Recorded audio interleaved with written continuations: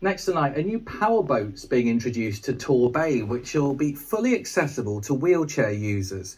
The boat, being run by WetWheels Foundation, will give people with disabilities the chance to fully experience speed out on the water, and they'll be able to drive it too. John Ayres has been to see it.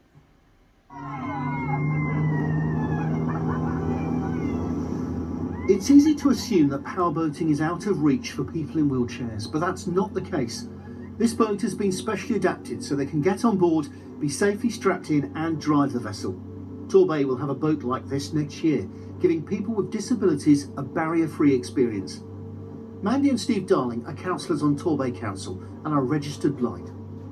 It was awesome, just to feel the wind on your face and the water, and it was lovely. An accessible boat, people to come on with disabilities, wheelchairs, amazing. To be able to go at speed up to 45 knots this beast can achieve is just incredible. To be able to have the waves going over you a bit gently, so you really experience being out on the water. WetWheels is the brainchild of Jeff Holt. As an 18-year-old, he was a professional yachtsman, but he broke his neck, leaving him with severe disabilities. He's devoted the last 30 years of his life to disability sailing, and for the last decade has been offering powerboating to disabled people around the country, including Falmouth and Jersey. What it proved to me was that there were a lot of people who were not able to access the water.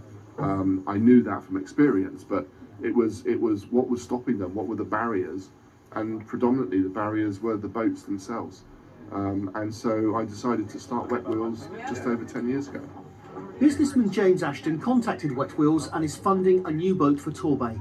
He spent his life on the water, but now has motor neurone disease, which means he can't speak.